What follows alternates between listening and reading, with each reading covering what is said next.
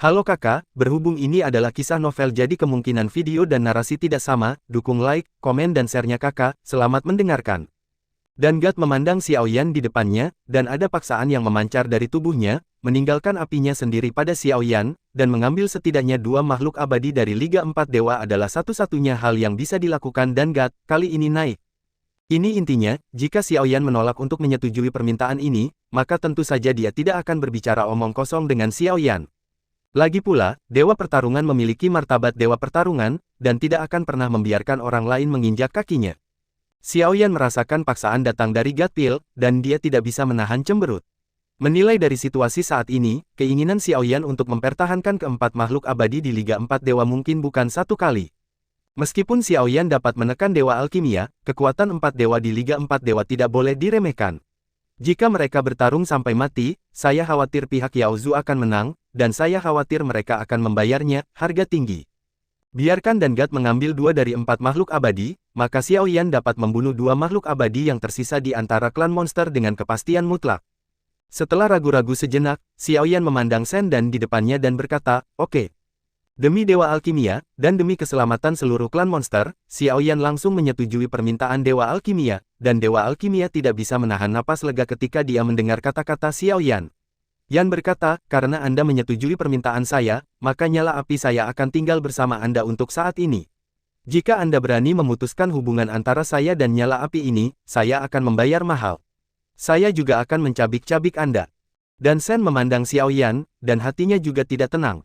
Awalnya mengira bahwa untuk perjalanan ke klan iblis ini, dia hanya perlu duduk di belakang, kekuatan dari empat makhluk abadi yang bertarung di empat aliansi abadi sudah cukup untuk memusnahkan seluruh klan iblis dan mendapatkan warisan dari santo klan iblis. Ada begitu banyak pasang surut. Yang paling penting adalah api kelahirannya langsung hilang di tangan Xiaoyan. Xiaoyan memandang alkimia dewa di depannya, dan tidak bisa menahan senyum sedikit. Selanjutnya, mari kita bicara tentang dua makhluk abadi dari aliansi empat dewa yang dibawa pergi oleh senior.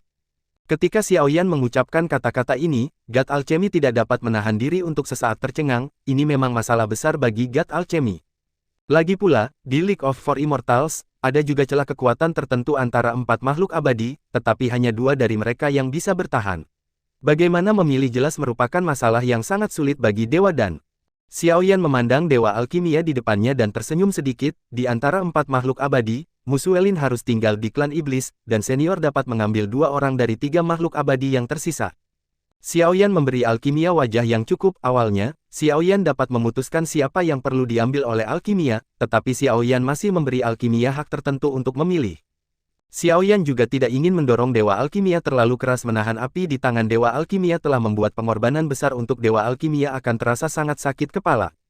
Ketika Dansen mendengar kata-kata Xiaoyan, dia mengerutkan kening, tapi dia juga bisa mengerti tujuan Xiaoyan.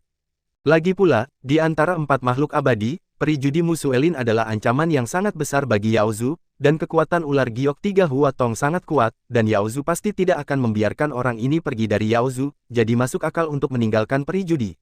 Di antara empat makhluk abadi, selain Dewa Perjudian, ada juga Dewa Imajiner, Dewa Yao, dan Dewa Pembunuh. Meskipun Dewa Alkimia dan empat orang berurusan dengan Yaozu bersama kali ini, Dewa Alkimia tidak terlalu jelas tentang kekuatan keempat orang ini. Namun, yang dapat dipastikan Dansen adalah bahwa dalam hal kekuatan tempur pribadi, Killing Immortal tidak diragukan lagi adalah yang paling kuat di antara empat dewa. Oleh karena itu, setelah sedikit perenungan, Pilgat juga langsung berkata kepada Xiaoyan, "Saya memilih untuk mengambil Yaoxian dan Killing Immortal." Ketika Xiaoyan mendengar kata-kata Dansen, dia mengangguk. Tentu saja, Dansen juga memilih Yaoxian dan membunuh abadi seperti yang dia bayangkan. Dibandingkan dengan membunuh abadi, Xiaoyan samar-samar merasa bahwa Huan Xian lebih berharga.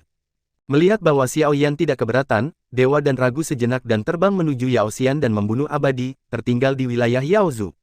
Dan setelah alkimia pergi, paksaan yang menyelimuti klan monster berangsur-angsur menghilang, dan semua orang tanpa sadar mengalihkan perhatian mereka ke peri judi di depan mereka. Orang ini memiliki murid jadi Snake Trihua di antara klan monster, tetapi sumbernya sangat kejam. Sekarang saatnya orang ini membayar harga yang mahal. Begitu sosok Xiaoyan bergerak, dia mendarat tepat di samping Suner, dan matanya berangsur-angsur tertuju pada Musuelin. Ini adalah pertama kalinya Xiao Yan melihat peri-judi ini dari aliansi empat dewa awalnya. Xiao Yan selalu berpikir bahwa dewa perjudian dengan status sangat tinggi di aliansi empat dewa ini pasti laki-laki, tapi bagaimana mungkin Xiao Yan tidak pernah berpikir itu akan menjadi seorang wanita. Mu Suelin di depannya sangat cantik, dan dia juga memiliki temperamen yang mulia, bahkan ketika menghadapi Xiao Yan, Mu Suelin tidak setenang sebelumnya, tetapi sedikit lebih tenang. Di antara empat makhluk abadi, hanya kamu yang tersisa. Hancurkan dirimu sendiri. Xiao Yan memandang Mu Suelin yang ada di depannya dan tidak bergerak pada awalnya, dengan kekuatan dewa pertempuran Xiao Yan sendiri, itu pasti akan meninggalkan Mu Suelin dengan reputasi sebagai pengganggu, jadi Xiao Yan tidak melakukannya, tidak repot untuk bergerak, dan biarkan Mu Suelin langsung Suelin membuat keputusan sendiri. Mu Suelin menatap Xiao Yan, dan juga menghela nafas. Rencana awalnya bagus langsung hancur karena kedatangan Xiao Yan. Bahkan ketika patriark dari suku Putri Duyung menunjukkan sumber darahnya dan murid tiga bunga ular hijau, dia tidak putus asa, tetapi ketika Mu Suelin merasakan sakitnya dewa alkimia mengambil pembunuh abadi dan Yao Xian saat itu, Mu Suelin tahu persis siapa yang menunggu takdirnya. Mu Suelin memandang Xiao Yan, dan tidak berniat untuk melarikan diri dari tangan Xiao Yan, karena dia tahu betul bahwa kemungkinan untuk melarikan diri dari tangan Xiao Yan adalah nol, dan penjudi pintar manapun tidak akan membuat pertaruhan yang tidak berarti. Mu Suelin memandang Xiao Yan tetapi menunjukkan sedikit senyum dan berkata, kamu menang, tetapi kontes ini hanyalah permulaan, sampai saat terakhir, siapa yang menang dan siapa yang kalah belum menjadi kepastian. Ketika Mu Suelin selesai berbicara, api hitam pekat menyala langsung dari bawah kaki Mu Suelin, di langit di atas Yao Zu, api hitam pekat juga berangsur-angsur naik dari tubuh Mu Suelin, tetapi dalam sekejap, itu benar-benar menyelimuti tubuh Mu Suelin. Ketika Xiao Yan melihat pemandangan ini, ada sedikit kebingungan di matanya. Ini bukan pertama kalinya Xiao Yan melihat api hitam pekat. Ketika nyala api ini muncul, yang ada di Xiao Yan yang awalnya milik alkimia nyala api juga memiliki sedikit keinginan untuk menyerah, meskipun itu bukan api aslinya, ia masih memiliki paksaan yang sangat menakutkan. Dan dengan munculnya nyala api ini, aura pada tubuh Mu Suelin juga berangsur-angsur menghilang pada saat ini, setelah beberapa saat, jiwa dan tubuhnya menghilang dari dunia ini. Liga 4 Dewa, Dewa Judi, jatuh.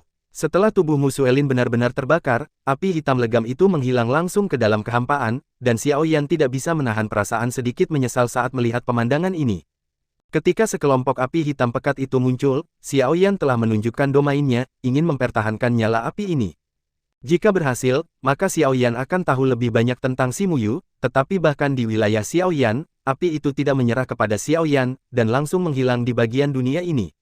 Meskipun Xiao Yan merasa sedikit menyesal, dia memiliki beberapa harapan untuk hasil ini, bagaimanapun, kemampuan Si Muyu tidak akan pernah meninggalkan bahaya yang tersembunyi. Sungguh pria yang licik. Xiao Yan melihat ke arah di mana Dewa Alkimia pergi, dengan sedikit lebih banyak ketidakberdayaan di wajahnya, lagi pula, meskipun Dewa Perjudian telah sepenuhnya diselesaikan dalam pertempuran ini, tampaknya ada celah lain antara Xiao Yan dan Pengadilan Suci Penciptaan Hutang Darah. Apa yang menanti Xiao Yan mungkin merupakan balas dendam gila dari seluruh pengadilan suci penciptaan, tetapi karena Xiao Yan telah memilih untuk memasuki dunia yang bergejolak ini lagi, Xiao Yan telah menemukan apa yang menunggu takdirnya sendiri.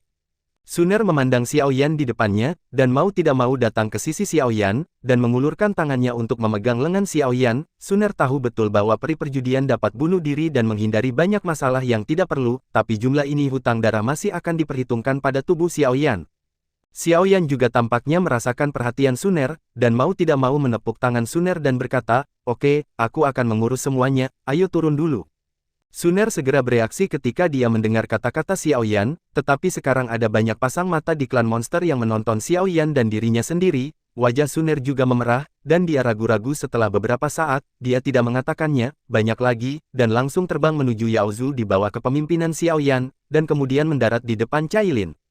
Cailin memandang Xiao Yan, dan tidak bisa menahan nafas lega. Orang ini cukup bisa diandalkan. Awalnya, Cailin mengira kali ini bencana klan iblis tidak mungkin bertahan, tetapi penampilan Xiao Yan membalikkan keadaan, tapi demi kali ini pertempuran telah berakhir.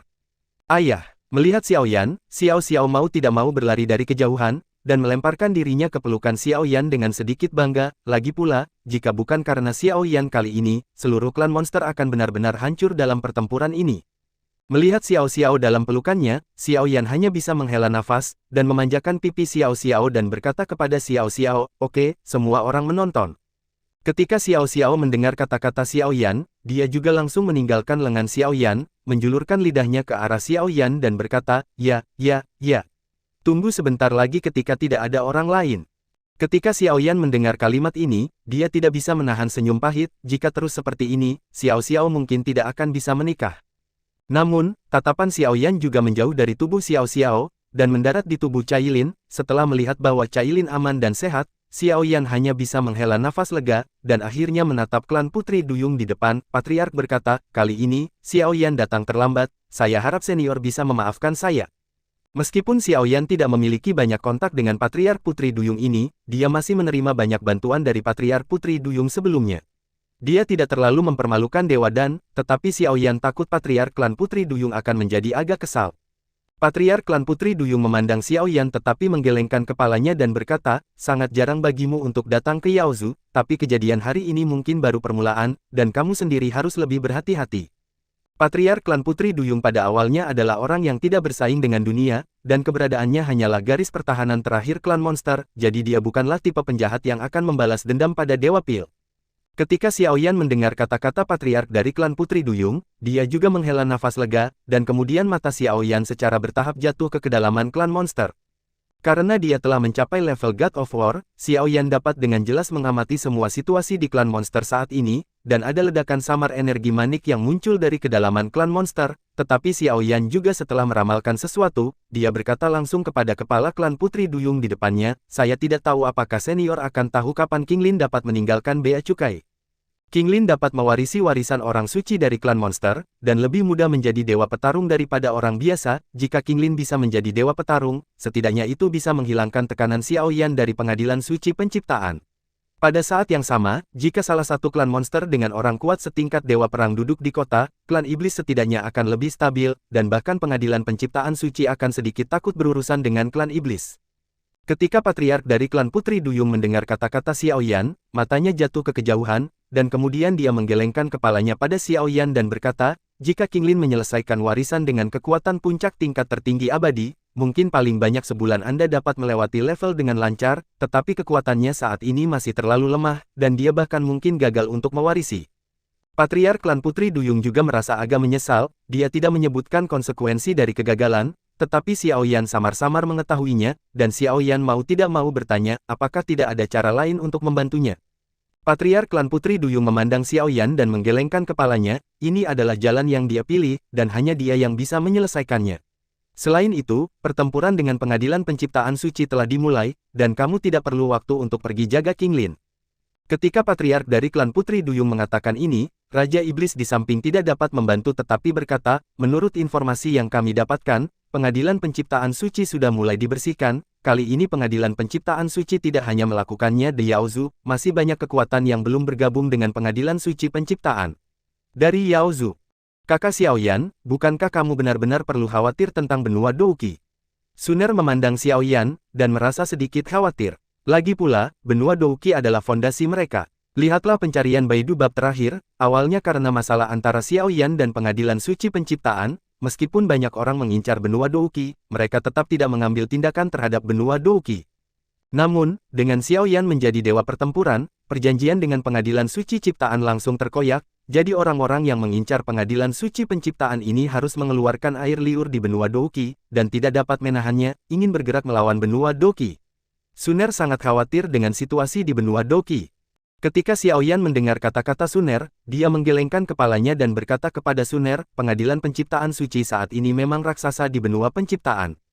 Tetapi hal terpenting tentang pengadilan penciptaan suci adalah untuk mengintegrasikan seluruh ciptaan kekuatan daratan, meskipun benua Douqi memiliki beberapa nilai, tidak sebanding dengan tembakan mereka adapun sisanya, meskipun mereka memiliki kekuatan yang baik, seharusnya tidak ada seorang pun di dunia ini yang akan mengambil risiko murka pertempuran dewa untuk menyerang benua Douqi.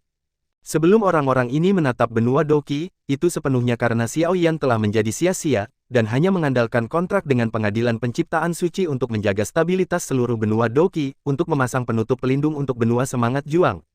Meskipun perubahan besar telah terjadi di benua penciptaan hari ini, tidak ada yang bisa mengabaikan pengaruh dewa perang sebelum Xiao Yan ditangani, tidak ada yang mau menanggung murka dewa perang ini. Dan ketika Suner mendengar kata-kata Xiao Yan, dia juga menghela nafas lega, tetapi masih ada kekhawatiran yang kuat di hatinya. Ketika Xiao Yan menonton adegan ini, dia tidak dapat menahan diri untuk datang ke Suner, dan berkata kepada Suner sambil tersenyum, "Oke, jangan khawatir, ada alasan mengapa saya datang ke Yaozu sangat terlambat, saya sudah bertarung daratan telah menyiapkan susunan teleportasi, selama ada perubahan di benua Douki, kita dapat segera kembali." Ketika Suner mendengar kata-kata Xiao Yan, dia tidak bisa menahan senyum di wajahnya, dan dia tidak bisa menahan diri untuk tidak melihat Xiao Yan dengan sedikit kebencian. Ternyata Xiao Yan masih memiliki keterampilan seperti itu, dan dia benar-benar bodoh. Ini adalah yayasan Xiao Yan tidak akan pernah melakukan hal yang tidak pasti seperti itu. Dan ketika Cailin di samping memandang Xiao Yan, dia tidak bisa menahan perasaan sedikit lebih banyak kebencian, tetapi Cailin juga merasakan sedikit lebih banyak kegembiraan di hatinya, lagi pula, ini juga manfaat yang dibawa oleh kekuatan kuat Xiao Yan. Jika dunia ini tidak memiliki kekuatan yang kuat, saya khawatir pencegahannya tidak mungkin membuat orang kagum. Mengambil napas dalam-dalam, Cailin melirik Xiao Yan, lalu berkata kepada Xiao Yan, "Lalu kapan kamu berencana pergi ke keluarga Murong?" Menurut informasi yang diperoleh Yaozu, kali ini hampir semua anggota pengadilan suci penciptaan dimobilisasi, dan operasi pembersihan diluncurkan di benua penciptaan. Tentu saja, keluarga Murong, seperti Yaozu, juga menjadi sasaran ini. Waktu ini sudah berakhir. Namun, situasi keluarga Murong lebih baik daripada klan Yao. Lagi pula keluarga Murong adalah petarung yang kuat di level Dewa Petarung, dan mereka bisa bertahan lebih lama. Kali ini, di bawah serangan Dewa dan Aliansi Empat Dewa, seluruh Yaozu masih menderita banyak pemeriksaan. Xiao Yan perlu tinggal di Yaozu sebentar untuk membantu Yaozu mengkonsolidasikan pertahanan mereka sedikit. Meskipun kali ini tindakan pengadilan suci penciptaan di antara ras monster berakhir dengan kegagalan, dan bahkan kehilangan peri judi, pengadilan penciptaan suci juga lebih membenci ras monster karena ini sebelum krisis klan, Xiao Yan tidak bisa meninggalkan Yaozu.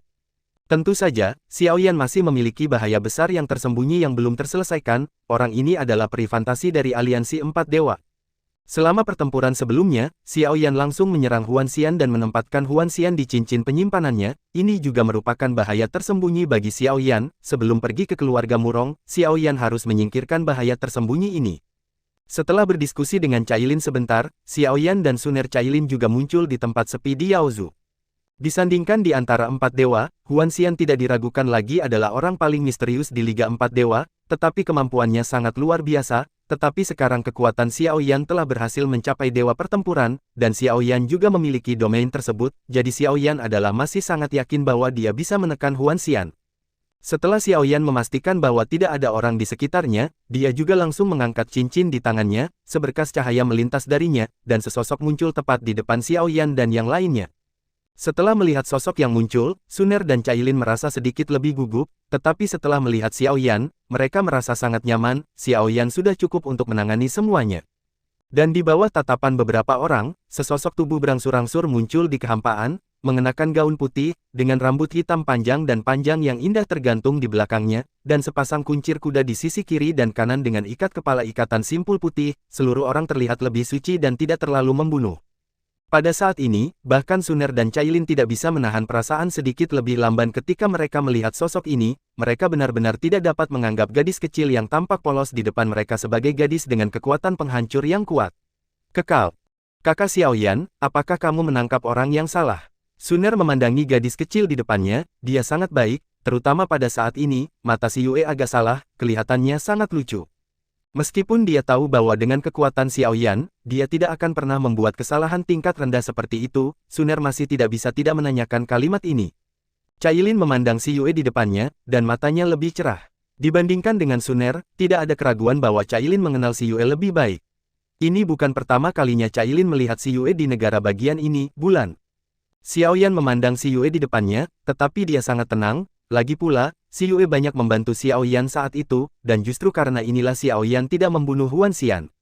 Si Yue memandangi tiga orang di depannya, tetapi dia tidak terlalu takut, tetapi Xiao Yan merasakan situasi si Yue sedikit dan berkata langsung, satu tubuh dengan dua jiwa dalam satu tubuh, begitulah adanya. Satu tubuh dengan dua jiwa dalam satu tubuh. Ketika Suner dan Cailin mendengar kata-kata Xiao Yan, mata mereka sedikit lebih terkejut, dan mereka tidak terlalu jelas tentang apa arti kata-kata Xiao Yan. Lihat bab pencarian Baidu terbaru. Dan si Yue memandang Xiao Yan, dan tatapan aneh melintas di matanya, tetapi si Yue tidak keberatan dengan kata-kata Xiao Yan, dan berkata kepada Xiao Yan, menarik, kamu bisa melihatnya. Ketika Xiaoyan mendengar kata-kata Si Yue yang sama saja dengan mengakui, dia tidak banyak bicara, dan berkata kepada Si Yue, tapi, aku tidak dapat menemukan jiwa lain dari tubuhmu. Apa yang terjadi? Xiaoyan memandang Si Yue dengan sedikit kebingungan, jika tubuh Si Yue di depannya benar-benar memiliki dua jiwa, maka secara teori, kedua jiwa itu seharusnya bisa muncul pada saat yang bersamaan. Tetapi tubuh Si Yue di depannya sepertinya hanya memiliki satu jiwa, dan tidak ada cara untuk mengetahui jiwa mana yang dimiliki oleh Huan Xian.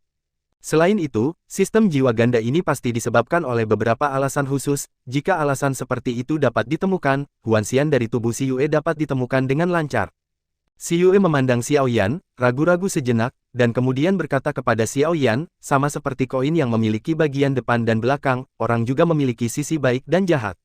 Bagian depan adalah saya, dan bagian belakang adalah saudara perempuan saya, yang mana adalah apa yang Anda katakan peri imajiner. Dua kepribadian yang berbeda, seperti memiliki dua jiwa yang benar-benar berlawanan dalam satu orang. Ketika Xiaoyan mendengar kata-kata Si Yue, dia tidak bisa menahan cemberut. Apakah ini rahasia Si Yue? Biasanya, saya akan muncul dalam keadaan saat ini. Tidak ada agresi, tetapi ketika orang-orang di sekitar saya berubah, tubuh saya perlahan akan berubah. Jika orang-orang di sekitar saya menanggapi niat baik saya, maka saya akan selalu mempertahankan keadaan saat ini, tetapi jika orang-orang di sekitar saya memiliki niat jahat, atau bahkan membunuh saya akan langsung memasuki mode Dao Magic Immortal dari keadaan saat ini. Si Yue menatap orang di depannya.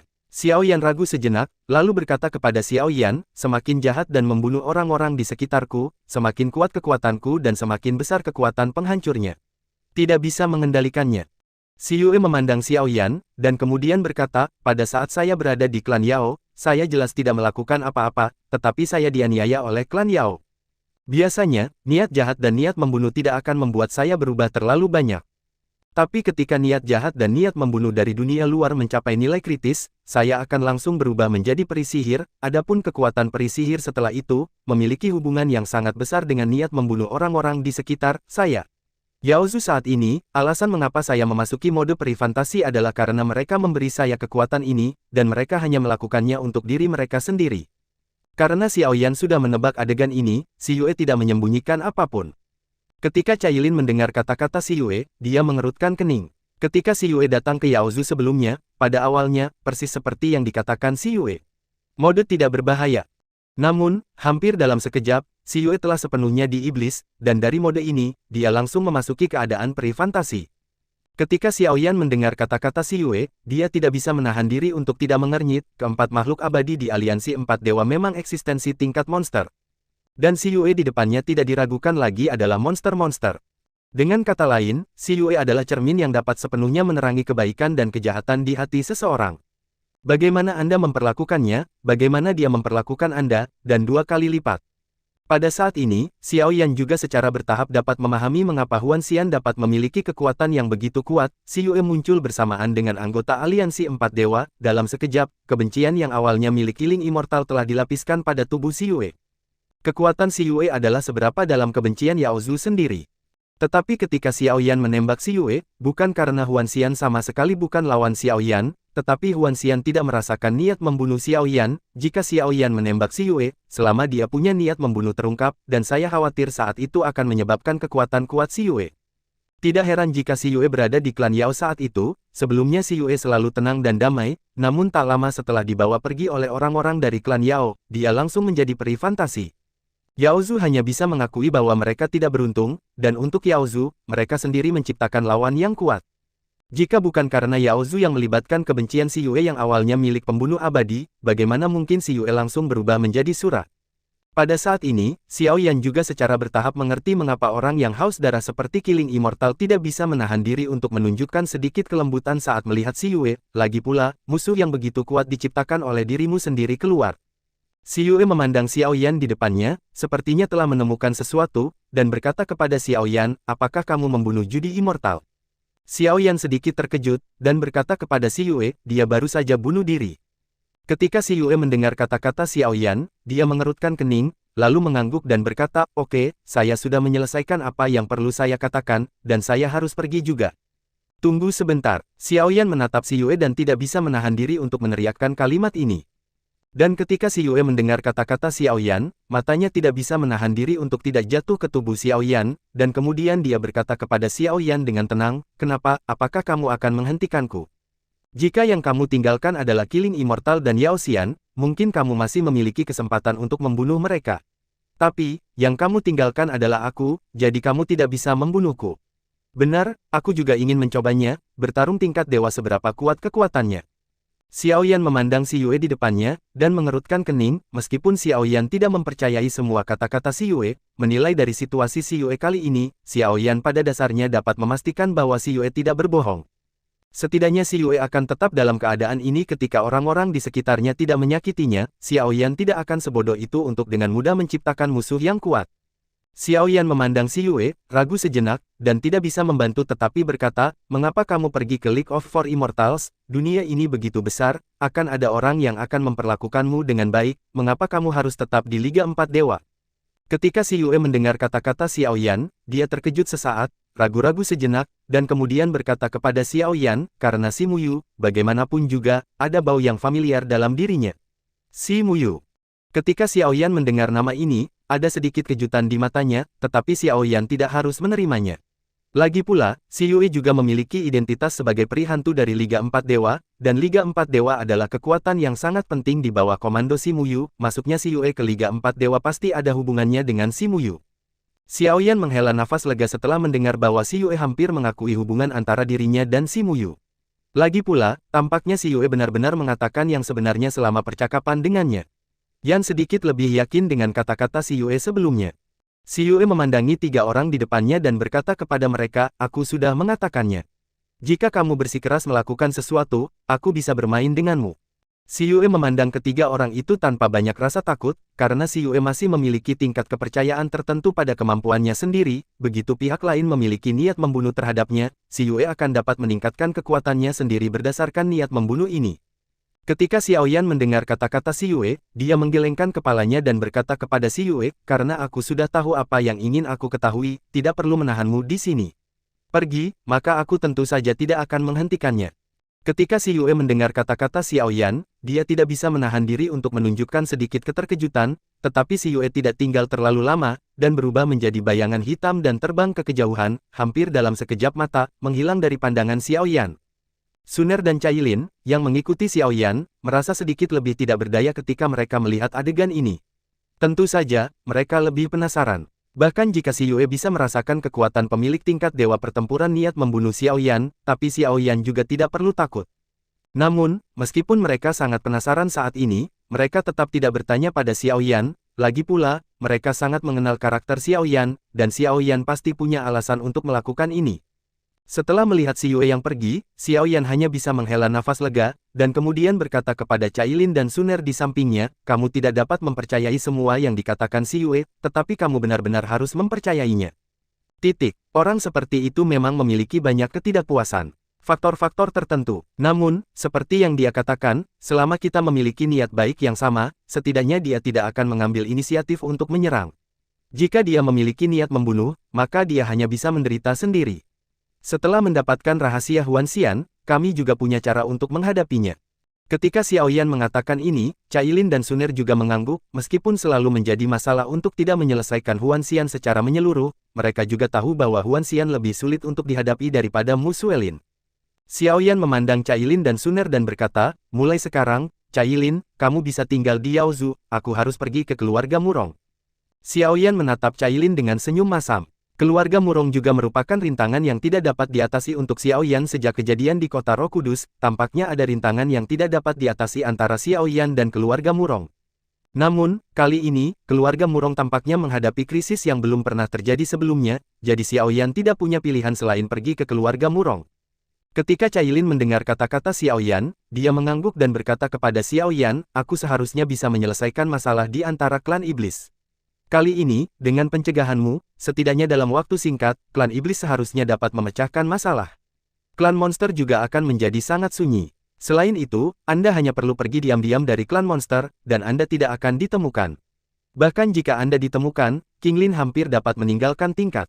Meskipun Patriark klan Putri Duyung mengatakan bahwa sangat berbahaya bagi Qinglin untuk mundur dan menerima warisan dari orang suci ras monster kali ini, Cailin masih sangat yakin bahwa Qinglin dapat berhasil menyelesaikan semua ujian dan menjadi pembangkit tenaga listrik tingkat dewa pertempuran, melangkah lebih cepat dari mereka. Bagaimanapun, ini adalah tanggung jawab Santo Iblis.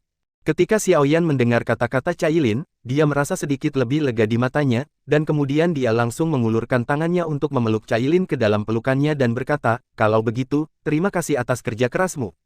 Ketika Cailin merasakan adegan ini, dia tidak bisa membantu tetapi wajahnya sedikit memerah, tetapi dia tidak berjuang sama sekali, meskipun Xiaoyan telah menjadi pembangkit tenaga listrik di tingkat dewa pertempuran saat ini, Cailin juga sangat jelas bahwa Xiaoyan berita menjadi pembangkit tenaga listrik tingkat dewa pertempuran pasti telah menyebar ke seluruh benua dengan kecepatan tercepat, dan tekanan Xiaoyan pasti tidak akan kecil saat itu. Oleh karena itu, Cailin tidak melawan sama sekali, tetapi berbisik pelan di telinga Xiaoyan, "Hati-hati." Ketika Xiaoyan mendengar kata-kata Cailin, dia juga menunjukkan sedikit senyum, lalu membiarkan Cailin langsung pergi, lalu matanya tertuju pada Suner, dan Suner menatap tatapan Xiaoyan, ragu-ragu. Setelah beberapa saat, dia juga langsung berkata kepada Xiaoyan, "Karena saudara Xiaoyan telah menerobos menjadi dewa perang, saya harus kembali ke Paviliun Gelap. Ada juga beberapa hal yang perlu ditangani di Paviliun Gelap." Karena masalah Xiaoyan, Suner juga langsung mendorong pergi semua hal di Paviliun Gelap, tapi sekarang Xiaoyan telah menjadi orang yang kuat di tingkat dewa pertempuran, jadi Suner juga perlu bertanggung jawab atas dirinya sendiri. Terlebih lagi, sekarang Xiaoyan telah mendapatkan kembali kekuatannya sendiri, hubungan dengan pengadilan penciptaan suci sudah tidak ada habisnya, ada juga kekuatan yang kuat di Paviliun Gelap kedua. Suner kembali ke Paviliun Gelap, lalu Paviliun Gelap pasti akan menjadi pendukung kuat Xiaoyan. Ketika Xiaoyan mendengar kata-kata Suner, dia tidak banyak bicara, dia mengulurkan tangannya dan menarik Suner di depannya, menyentuh pipi Suner, dan berkata kepada Suner, "Yah, tapi, semuanya lakukan saja yang terbaik dan jangan memaksakan diri." Xiaoyan tahu betul bahwa Suner adalah orang yang sangat kuat, dan Suner kembali ke Paviliun Gelap untuk dirinya sendiri. Namun, Xiaoyan juga tidak menghentikannya, lagi pula Suner juga harus memenuhi janjinya. Setelah mengucapkan selamat tinggal kepada kedua orang itu, Xiaoyan juga langsung pergi dari ruang ini, lalu berubah menjadi cahaya pelangi dan terbang langsung menuju wilayah keluarga Murong. Dan Suner memandang Xiaoyan yang akan pergi, dan tidak bisa menahan nafas. Saat ini, dia hanya berharap kunjungan Xiaoyan ke keluarga Murong akan aman dan sehat. Setelah mengucapkan selamat tinggal pada Cailin, Suner juga pergi langsung dari Yaozu. Sudah lama sejak dia meninggalkan benua penciptaan. Situasi di daratan terkendali. Cailin memandang Suner yang akan pergi, ragu sejenak, lalu berjalan langsung menuju tempat suci di antara klan monster. Cailin juga perlu meningkatkan kekuatannya sendiri, karena keluarga Murong pada awalnya memimpin banyak orang untuk menyerang keluarga Murong, seluruh tanah suci keluarga Murong langsung dihancurkan. Keluarga Murong hari ini telah pindah ke kota lain, meskipun kota ini tidak sesejahtera tanah suci keluarga Murong sebelumnya, tetapi masih penuh aura, dan dapat dianggap sebagai tempat yang diberkati. Hanya saja keluarga Murong yang semula sangat pendiam dan damai langsung dipatahkan, dan tokoh-tokoh berkumpul langsung di wilayah keluarga Murong. Hanya saja orang-orang ini tidak sepenuhnya memancarkan aura mereka, dan orang-orang ini jelas memiliki kekuatan yang cukup besar. Namun, dibandingkan dengan 4 dewa ras monster, orang-orang ini sangat sopan. Hanya saja meskipun orang-orang ini sangat sopan, namun tidak semua orang sederhana, apalagi 2 orang yang berdiri di depan semua orang. Salah satu dari 2 pria itu mengenakan jas hitam panjang, dan yang lainnya mengenakan jas putih panjang. Kedua orang ini secara alami adalah 2 dewa pertempuran dari klan kuno yang memiliki reputasi besar di benua penciptaan, yang berjubah hitam bernama Gu Tianjun, dan yang lainnya berjubah putih bernama Gu Tianxin. Kedua orang ini memiliki reputasi yang sangat gemilang di benua penciptaan, lagi pula, ada 2 dewa perang dalam satu keluarga, yang patut dipamerkan. Justru karena pertempuran 2 dewa di antara klan kuno juga memiliki status yang sangat tinggi di benua penciptaan sebelum kekuatan kuburan darah muncul. Klan kuno selalu menduduki dunia penciptaan, yang pertama keluarga di daratan. Namun, dengan munculnya Si Muyu dan kebangkitan kuat pengadilan suci penciptaan, pengaruh klan kuno di benua ciptaan secara bertahap menurun, tetapi justru karena inilah klan kuno yang saya pilih untuk bergabung dengan Yang Suci. Pengadilan penciptaan pertama kali. Dan kali ini, tujuan dari 2 dewa pertempuran dari klan kuno juga sangat sederhana, yaitu menemukan cara agar keluarga Murong dapat bergabung dengan pengadilan suci penciptaan. Bagaimanapun, keluarga Murong masih memiliki pengaruh tertentu di pengadilan suci penciptaan, dan tidak diragukan lagi yang terbaik adalah memenangkan keluarga Murong ke pihak pengadilan suci penciptaan tanpa pertumpahan darah. Dengan orang yang kuat di tingkat dewa pertempuran, bahkan pengadilan suci ciptaan tidak akan berani meremehkannya. Saat ini, di aula utama keluarga Murong, sudah ada sosok yang duduk di sini, dan mata semua orang mau tidak mau terlihat sedikit lebih bermartabat, karena suara setiap orang berikutnya akan menentukan nasib seluruh keluarga Murong untuk pergi. Semua orang juga sangat jelas tentang situasi di depan kita. Sekarang pengadilan penciptaan suci datang dengan cara yang mengancam. Tidak hanya memiliki banyak orang kuat dari tingkat tertinggi yang abadi, tetapi bahkan ada 2 orang kuat dari tingkat tertinggi abadi. Dewa Perang, kekuatan seperti itu sama sekali tidak seperti sekarang ini. Keluarga Murong dapat melawannya, tetapi keluarga Murong kami bukanlah sekelompok pengecut, dan kami dapat berperang berdarah. Murong Qingyun, yang berada di atas tempat pertama, melirik setiap tetua, dan akhirnya mendarat di Murong Qingfeng yang tidak jauh, tetapi dia hanya berhenti sejenak, dan Murong Qingyun terus berkata, namun, setiap orang harus itu juga sangat jelas bahwa kadang-kadang, kesabaran itu tenang untuk sementara. Selanjutnya, terserah kepada setiap orang untuk mendiskusikan apakah akan berjuang sampai saat terakhir atau memilih untuk tunduk pada pengadilan suci penciptaan. Meskipun Murong Qingyun adalah patriark dari keluarga Murong, namun karena serangan dahsyat di tanah suci keluarga Murong, seluruh keluarga Murong juga rusak parah. Meskipun berakhir dengan pengunduran diri Murong Qingtian sebagai patriark, beberapa perubahan juga terjadi di seluruh keluarga Murong. Untuk masalah sepenting itu, patriark keluarga Murong pasti tidak memiliki keputusan akhir, tetapi para tetua dari seluruh keluarga Murong berdiskusi bersama untuk mencapai hasil akhir. Ketika setiap tetua keluarga Murong mendengar kata-kata Murong Qingyun, mereka tidak dapat menahan diri untuk menunjukkan sedikit kebingungan di mata mereka, tetapi mereka juga tahu bahwa saat ini, tiket di tangan mereka tidak hanya mewakili diri mereka sendiri, tetapi juga mewakili semua anggota keluarga Murong. Tidak peduli seberapa besar benua Genesis, tidak ada ruang untuk meja yang damai. Baik mencari perlindungan di pengadilan suci penciptaan, atau dimakamkan di seluruh keluarga Murong di bawah serangan sengit pengadilan penciptaan suci. Pada saat ini, di bawah tatapan Murong Qingyun, total 24 tetua keluarga Murong perlahan memberikan suara mereka. Pertarungan berdarah sampai akhir, menyerah ke pengadilan suci penciptaan, sama dengan 12. Artinya, di antara 20 tetua yang berpartisipasi dalam pemungutan suara yang dapat menentukan nasib keluarga Murong ini, 12 memilih untuk berjuang sampai akhir, dan 8 tetua yang tersisa memilih untuk bergabung dengan pengadilan suci penciptaan. Pada saat ini, ketika seseorang melihat pemandangan ini, dia tidak bisa menahan rasa terkejut di matanya.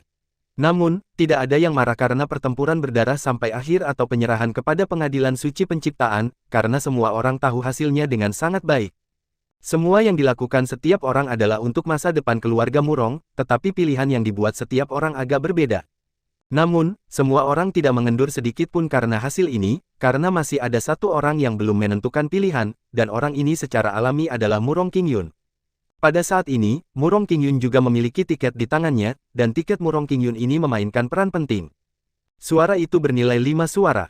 Jika Murong Qingyun berinvestasi dalam pertempuran berdarah sampai akhir, maka Jiu Jiu mewakili pertempuran berdarah sampai akhir dan mewakili keinginan semua orang, tetapi jika Murong Qingyun mengarahkan pikirannya untuk menyerah pada pengadilan suci penciptaan, maka itu berarti dia bisa putar arus dan langsung mencapai transendensi, pilih kembali ke pengadilan suci penciptaan.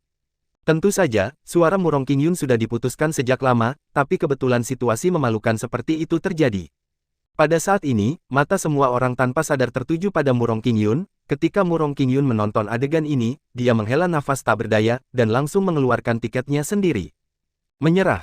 Ketika semua orang melihat adegan ini, mereka tidak bisa menahan diri untuk sesaat, tidak ada yang berpikir bahwa Murong Qingyun akan membuat pilihan seperti itu. Di antara semua orang yang paling harus membenci pengadilan suci penciptaan adalah Murong Qingfeng. Bagaimanapun, Murong Qingyun kehilangan orang terpenting di pengadilan penciptaan suci, tetapi tidak ada yang mengira itu seharusnya Murong Qingyun, yang secara aktif memimpin pertempuran, tiba-tiba memberikan suara menyerah saat ini. Bahkan ketika banyak tetua yang tenang menonton adegan ini sebelumnya, mereka mau tidak mau kehilangan kendali. Sekarang hasilnya sudah keluar, mari kita lanjutkan sesuai dengan apa yang kita diskusikan sebelumnya. Keluarga Murong, pilihlah untuk bergabung dengan pengadilan suci penciptaan. Benua kejadian, keluarga Murong. Karena 2 ahli dari klan kuno, yang sama-sama berada di level dewa pertempuran, telah datang ke keluarga Murong, yang membawa tekanan besar bagi keluarga Murong. Namun, sikap kedua dewa pertempuran ini masih bersahabat, jadi meskipun seluruh keluarga Murong menjadi sangat waspada, mereka tidak menimbulkan banyak keributan. Namun, kewaspadaan keluarga Murong juga menjadi lebih ketat saat ini. Namun saat ini, di wilayah keluarga Murong, tiba-tiba disertai dengan fluktuasi spasial, sesosok tubuh telah keluar dari kehampaan. Ini adalah seorang gadis dengan rambut panjang sepinggul, mengenakan jaket biru, yang langsung membungkus seluruh tubuhnya. Wanita itu memiliki wajah yang lembut, dan dia melihat ke depan dengan sedikit nostalgia di wajahnya, dari kota ini. Meskipun tempat ini bukan keluarga Murong yang sebenarnya, ketika wanita ini melihat tempat ini, sedikit air mata mengalir di matanya, setidaknya dari sudut pandang saat ini, seluruh keluarga Murong aman dan sehat. Mengambil napas dalam-dalam, gadis ini mendarat langsung di tanah. Dalam persepsinya, sudah ada paksaan kuat yang datang langsung dari aula pusat kota ini. Dia hampir dapat dinilai bahwa tempat itu harus menjadi inti dari seluruh Murong keluarga. Wanita itu ragu-ragu sejenak, lalu berjalan langsung menuju inti keluarga Murong selangkah demi selangkah. Kecepatan wanita itu tidak cepat, dan dia juga tidak menyembunyikan keberadaannya. Saat ini, masih banyak pejalan kaki yang berjalan-jalan di wilayah keluarga Murong. Banyak orang yang sedikit terkejut saat melihat sosok ini, namun tidak ada yang menghentikan mereka. Lagi pula, ada banyak orang di seluruh keluarga Murong, hanya sedikit orang, meskipun orang ini agak aneh, tetapi tidak cukup untuk menarik perhatian orang lain. Segera, wanita ini tiba di aula tengah keluarga Murong. Namun, saat dia hendak melanjutkan, orang yang menjaga seluruh aula sudah muncul di depan wanita ini. Selama pertemuan keluarga, tidak ada yang diizinkan masuk, gadis tolong kembali. Di depan wanita itu, seorang penjaga menghentikan wanita itu secara langsung, dan mata penjaga itu berangsur-angsur tertuju pada wanita itu, dan ada sedikit rasa ingin tahu di matanya. Setiap orang di keluarga Murong harus mengetahui masalah pertemuan klan keluarga Murong, tetapi gadis di depannya tidak boleh tidak jelas. Hanya saja gadis di depanku memang memberi orang perasaan khusus, membuat orang merasa seperti angin musim semi, dan sulit untuk marah dan bermusuhan.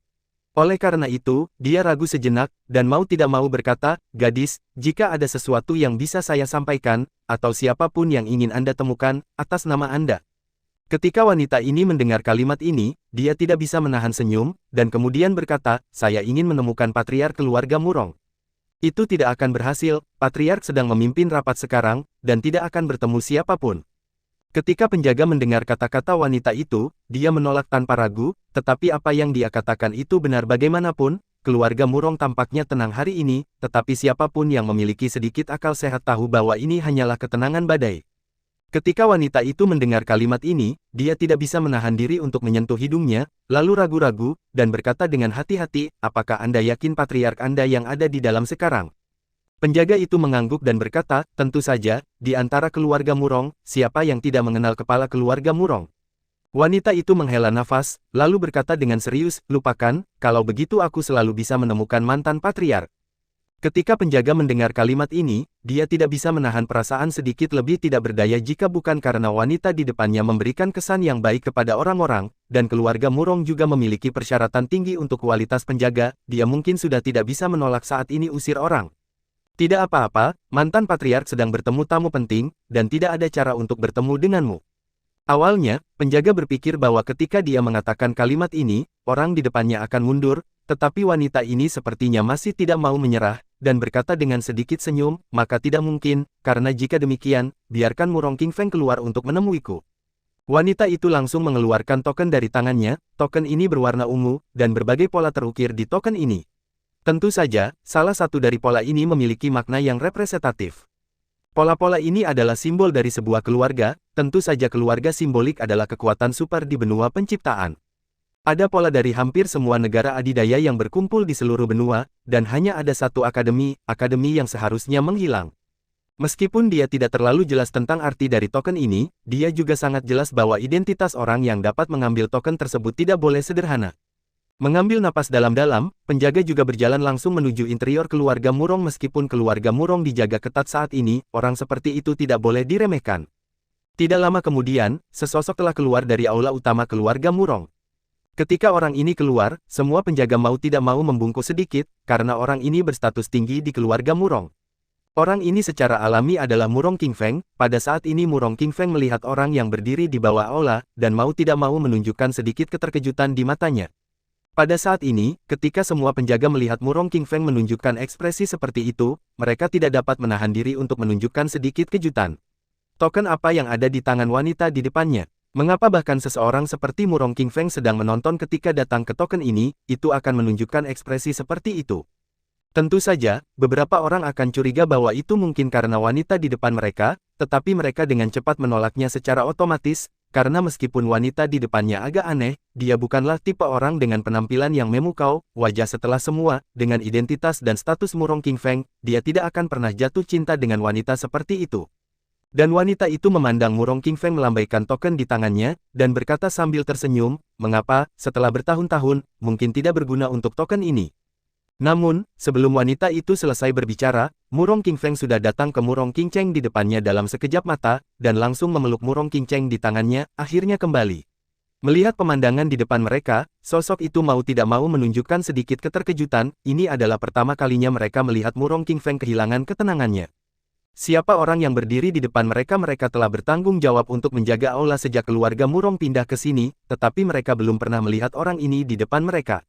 Namun, Murong Qingfeng dengan cepat bereaksi, menatap Murong Qingcheng dan berkata, pergilah, ikuti aku untuk menemui ayah. Ketika Murong Qingcheng mendengar kata-kata Murong Qingfeng, dia ragu sejenak, tetapi tidak mengatakan apa-apa, tetapi biarkan Murong Qingfeng menariknya ke aula utama keluarga Murong.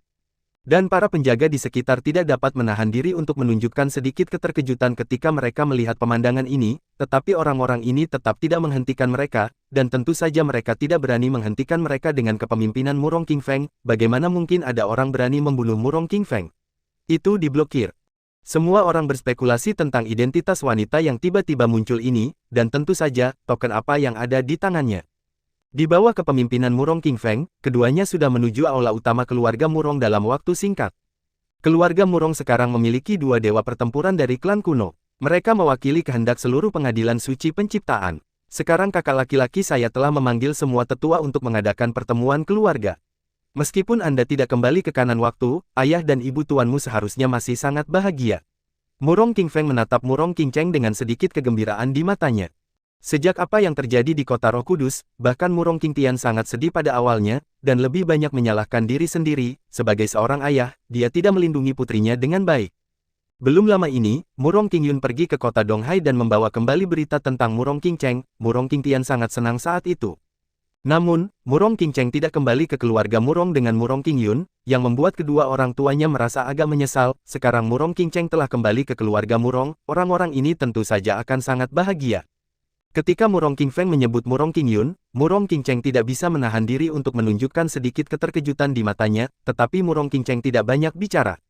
Murong Qingyun memimpin Murong Qingcheng sampai ke aula utama keluarga Murong, tetapi mereka berdua sangat beruntung, dan sesosok muncul di depan mereka bersama para tetua. Orang yang dipimpin oleh orang-orang ini secara alami adalah Murong Qingyun, yang sekarang menjadi kepala keluarga dari keluarga Murong. Ketika kedua belah pihak bertabrakan, kecepatan kedua belah pihak juga berhenti. Tatapan Murong Qingfeng juga tertuju pada tubuh Murong Qingyun, dan dia berkata kepada Murong Qingyun dengan penuh semangat, bagaimana kabarmu? Apa yang paling dikhawatirkan Murong Qingfeng tentu saja adalah hasil dari pertemuan keluarga ini. Setelah semua, pertemuan keluarga ini terkait dengan semua tindakan selanjutnya dari keluarga Murong, masalah ini bahkan lebih penting daripada kembalinya Murong Qingcheng. Murong Qingyun memandang Murong Qingfeng dan menghela nafas, kirim. Mata Murong Qingyun berangsur-angsur tertuju pada Murong Qingcheng, tapi ini bukan pertama kalinya Murong Qingyun melihat Murong Qingcheng, jadi dibandingkan dengan tetua lainnya, Murong Qingyun tampak lebih terkejut. Ketika Murong Qingfeng mendengar dua kata ini, dia tidak dapat menahan diri untuk menunjukkan sedikit kejutan, dan kemudian berkata, apakah ini yang dimaksud para tetua? Menyerah kepada musuhmu, apakah ada jejak darah? Sombong. Murong Qingyun memandang Murong Qingfeng, dan tidak bisa menahan cemberut, lalu berkata kepada Murong Qingfeng, keluarga Murong, tidak ada satu orang pun yang memiliki keputusan akhir. Keputusan seluruh presbiteri, bahkan aku harus tanpa syarat menghormati. Ketika Murong Qingfeng mendengar kalimat ini, dia tidak bisa membantu mengepalkan tangannya, tetapi dia menatap para tetua dengan sedikit ketidakpedulian. Lagi pula, menurut pendapatnya, Murong Qingyun harus menjadi pertempuran utama. Hanya seorang penatua yang merupakan seraka untuk hidup dan takut mati akan membuat langkah seperti itu. Begitu perang dimulai, akan ada jutaan mayat. Terlebih lagi, tempat perang ini adalah keluarga Murong kita. Kamu tidak takut mati. Apakah kamu ingin seluruh keluarga Murong dimakamkan bersamamu? Keluar dari jalan, nada suara Murong Qingyun agak bangga. Sebagai martabat patriark, ditambah dengan kekuatannya yang luar biasa, bahkan Murong Qingfeng tidak dapat menahan keterkejutannya saat ini, dan meskipun dia sedikit tidak rela, dia tetap mengalah. Dan saat Murong Qingfeng minggir, Murong Qingcheng yang berada di sebelah Murong Qingfeng juga langsung terekspos. Murong Qingyun memandang Murong Qingcheng dengan tatapan lembut, dan kemudian berkata kepada Murong Qingcheng, sejak kakakku kembali, aku akan pergi menemui ibu tuanku dulu. Aku masih memiliki beberapa hal untuk ditangani, jadi aku tidak akan melakukannya menemanimu. Murong Qingyun memandang Murong Qingcheng dengan ekspresi alami, tapi nadanya agak tergesa-gesa. Murong Qingcheng memandang Murong Qingyun sambil tersenyum dan berkata, patriark milik seluruh keluarga Murong, jadi ini kerja keras. Tapi, saya ingin kakak laki-laki saya menemani saya untuk bertemu ibu saya, kakak laki-laki saya mencintai adik perempuan saya kebanyakan, jadi mengapa tidak? Berjanjilah padaku permintaan ini. Ketika Murong Qingyun mendengar kalimat ini, dia tidak berkerut, dan kemudian berkata dengan sedikit serius, berhentilah main-main, ini bukan masalah sepele, aku akan menemanimu setelah aku menyelesaikan masalah ini. Ketika Murong Qingcheng mendengar kalimat ini, dia mengedipkan matanya, dan berkata kepada Murong Qingyun tanpa rasa tidak senang sedikit pun, justru karena ini menyangkut seluruh keluarga Murong maka aku harus berhati-hati. Meskipun kakakku adalah kepala klan, tapi untuk masalah yang begitu penting, kamu tidak boleh memberitahu ibumu. Ketika kalimat ini jatuh, tangan Murong Qingyun berangsur-angsur mengepal, dan pada saat ini seorang tetua yang berdiri di belakang Murong Qingyun tidak bisa menahan diri untuk tidak berkata, dari mana gadis liar ini berasal, beraninya dia memperlakukan patriark. Sangat tidak sopan. Orang yang berbicara adalah pembangkit tenaga listrik tingkat dewa tertinggi. Meskipun statusnya di keluarga Murong tidak terlalu tinggi, dia adalah tangan kanan Murong Qingyun. Lagi pula, meskipun ada banyak penatua dari tingkat dewa tertinggi di Murong keluarga, lebih dia tidak peduli dengan urusan keluarga Murong, tetapi sesepuh dari peringkat tertinggi abadi ini berbeda, dia juga memiliki banyak pengaruh di seluruh keluarga Murong. Hanya saja ketika kata-kata dari pembangkit tenaga listrik tingkat tertinggi yang abadi itu jatuh, sesepuh itu langsung terbang keluar dan langsung menghantam tanah dengan keras. Itu hanya abadi kelas menengah, itu saja, tidak lebih dari biasanya, apakah giliranmu untuk berbicara sekarang? Di bawah serangan yang mengerikan itu, Murong Xiao langsung menabrak tanah dengan keras, tetapi bagaimanapun juga, orang yang kuat di level Immortal Supreme masih memiliki kekuatan tertentu, jadi meskipun dia menderita banyak kerusakan, setidaknya nyawanya aman. Saat ini di ponsel, tubuhnya bergetar tanpa sadar, dan hanya ada satu orang di seluruh keluarga Murong yang bisa mengalahkannya dengan satu gerakan. Hanya saja orang tersebut tidak pernah terlibat dalam urusan keluarga Murong, bahkan kali ini pertemuan klan keluarga, orang tersebut tidak terlalu banyak berpartisipasi, melainkan diam-diam memberikan suaranya sendiri saat memberikan suara. Meskipun dia adalah anggota keluarga Murong dengan status yang sangat tinggi, karena dia terlalu rendah hati, orang itu telah diabaikan oleh Murong Xiao, tetapi pada saat itu, ketika dia menunjukkan kekuatannya, Murong Xiao itu hanya kemudian saya secara bertahap mengerti betapa kuatnya pria kuat itu. Namun, dia tidak tahu mengapa orang yang memiliki status tinggi di keluarga Murong tetapi tidak dikenal selama ini tiba-tiba menyerangnya, dan sepertinya ada niat membunuh yang samar muncul. Ketika Murong Xiao ingin membela diri, dia samar-samar merasakan beberapa mata tertuju padanya, kurang lebih dari orang-orang ini memiliki niat membunuh. Ini membuat Murong Xiao bergidik tanpa sadar, dan matanya perlahan tertuju pada Murong Qingcheng, satu-satunya alasan mengapa para tetua ini bereaksi seperti itu adalah gadis di depan mereka.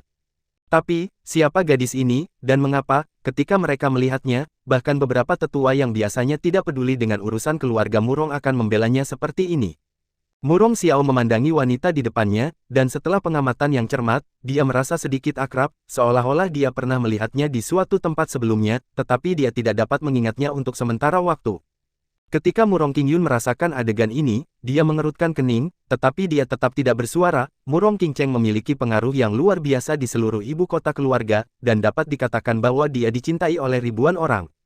Meskipun Murong Xiao dipromosikan olehnya, dia masih harus membayar mahal untuk membuat marah Murong Qingcheng, ini bukan perkara mudah. Oke, Qingcheng, bagaimanapun juga, keluarga Murong hari ini bukanlah keluarga Murong di masa lalu. Tetua Murong Xiao telah menyinggungmu, dan kakakku meminta maaf kepadamu. Sekarang aku memiliki sesuatu untuk ditangani, dan aku tidak bisa pergi, memberimu kompensasi. Melihat Murong Qingcheng, Murong Qingyun hanya bisa menghela nafas, dan mengucapkan kalimat ini dengan sedikit ketidakberdayaan. Murong Qingyun tahu betul bahwa jika Murong Qingcheng dibiarkan terjerat seperti ini, seluruh keluarga mungkin tidak akan damai. Dan Murong Zhen, sesepuh dari keluarga Murong, juga datang langsung ke sisi Murong Qingcheng, dan menarik Murong Qingcheng ke sisinya dengan sedikit perhatian, dan berkata kepada Murong Qingcheng, "Oke, gadis kecil, aku akan membantumu." Ya, meskipun saya agak tidak rela, bagaimanapun juga ini adalah keputusan bersama keluarga. Kakakmu adalah patriark, dan ada banyak hal yang tidak bisa kamu tebak.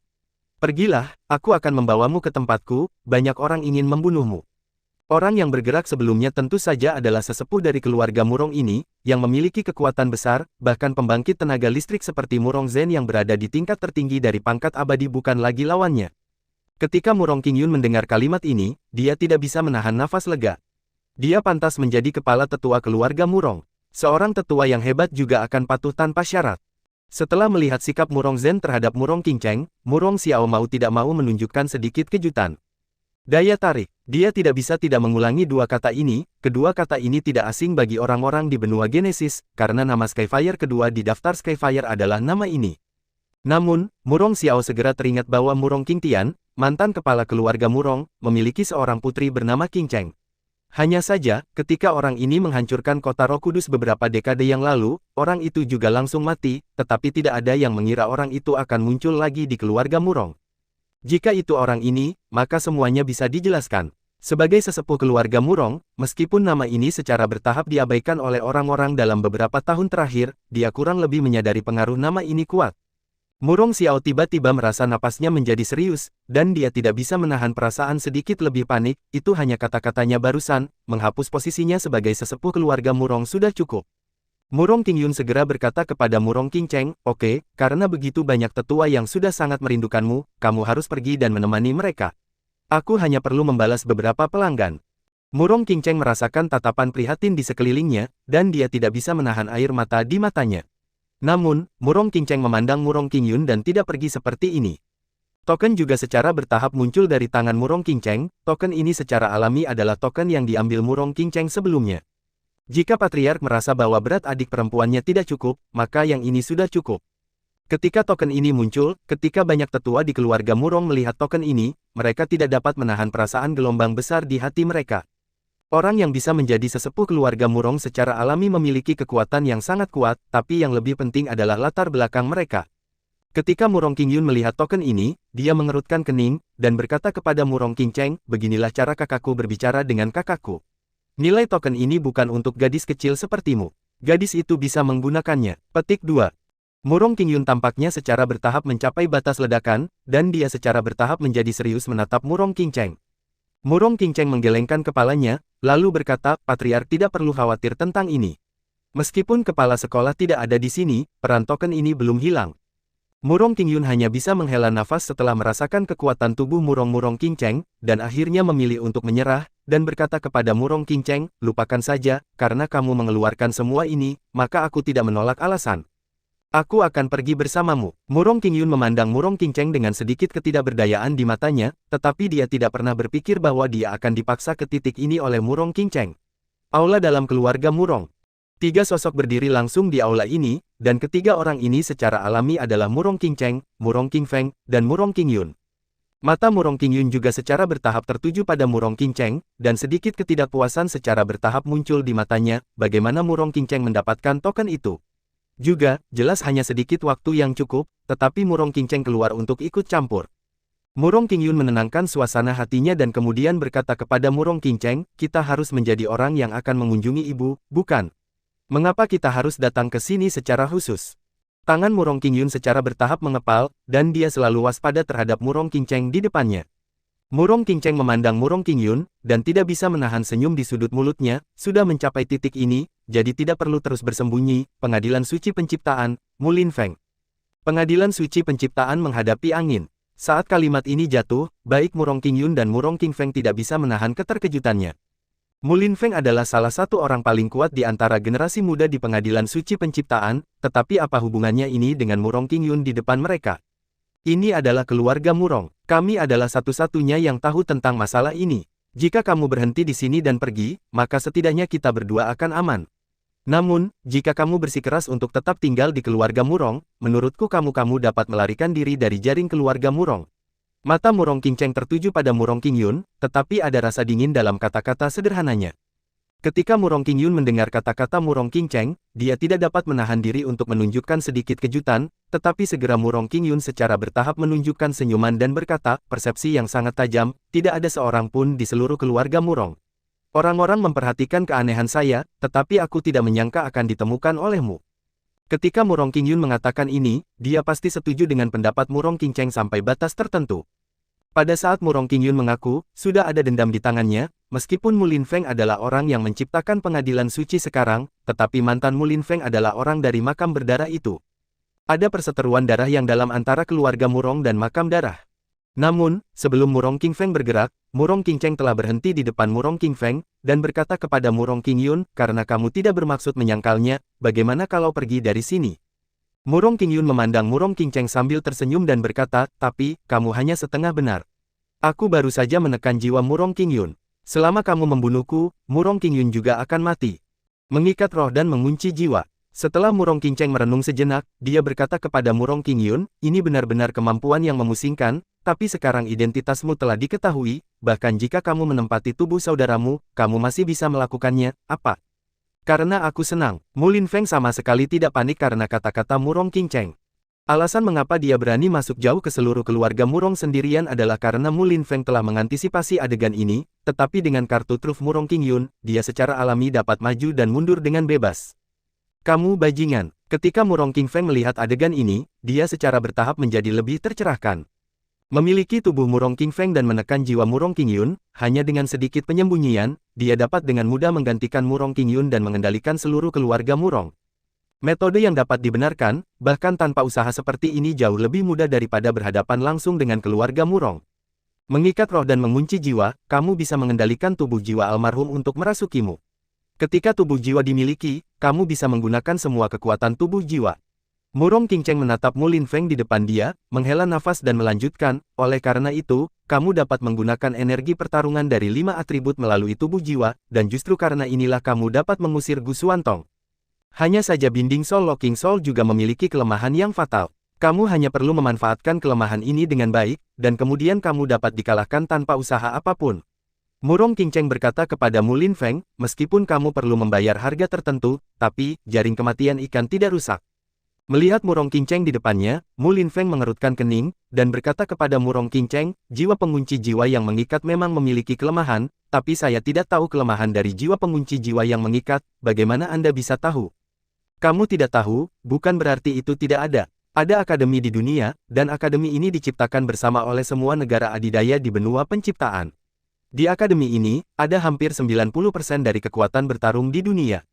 Skill, meskipun Binding Soul dan Locking Soul selalu dianggap sebagai skill bertarung terlarang, tapi untungnya, saya menemukan kelemahan dari buku skill bertarung itu. Jika saya tidak khawatir menyakiti saudara laki-laki saya, aku tidak akan berbicara banyak omong kosong denganmu. Mu Lin Feng memandang Murong King Cheng dan mengertakkan giginya. Jika apa yang dikatakan Murong King Cheng benar, maka kemungkinan besar dia akan benar-benar dikalahkan. Ketika dia mendapatkan kunci jiwa yang mengikat, dia diberitahu kelemahan dari kunci jiwa yang mengikat, namun belum pernah jelas kelemahan dari Binding Soul dan Locking Soul. Sekarang setelah Murong King Cheng mengungkitnya, dia merasa sedikit khawatir. Setelah merenung sejenak, Mu Lin Feng akhirnya menghela nafas sedikit dan berkata, saya benar-benar tidak menyangka bahwa langkah terakhir masih akan gagal, tetapi pada dasarnya saya telah menyelesaikan apa yang harus dilakukan. Mengembalikan tubuh ini kepada Anda lagi bagaimana? Ketika kata-kata Mu Lin Feng jatuh, tubuh jiwa juga muncul langsung dari tubuh Murong King Yun. Jiwa ini adalah seorang lelaki tua, tetapi saat ini lelaki tua ini juga memiliki nafas yang kuat keluar. Dan setelah jiwa ini pergi, tubuh Murong King Yun juga langsung jatuh ke tanah, dan aura seluruh orang secara bertahap menjadi sangat lemah. Dan tubuh jiwa itu juga terbang langsung keluar keluarga Murong. Ketika Murong King Feng melihat pemandangan ini, dia ingin mengejarnya, tetapi Murong King Cheng menggelengkan kepalanya dan berkata, jangan khawatir tentang dia, selamatkan dulu saudara. Mengikat jiwa dan mengunci jiwa sangat mendominasi dan kejam. Ini hanyalah tubuh jiwa yang dikendalikan oleh Mu Lin Feng. Bahkan jika tubuh jiwa ini dikalahkan, tidak ada cara untuk menyebabkan terlalu banyak kerusakan pada Mu Lin Feng. Kecuali Anda benar-benar dapat menemukan kelemahan mengikat roh dan mengunci jiwa, itu hanya pekerjaan yang tidak berguna. Terima kasih sudah mendengarkan kakak dan sudah dukung Mimin di Saweria, link di deskripsi. Semua cerita sudah Mimin simpan di playlist supaya bisa kakak ikuti. Bila suka cerita Mimin jangan lupa subscribe channel Mimin dan share channel Mimin ke seluruh penjuru benua. Terima kasih.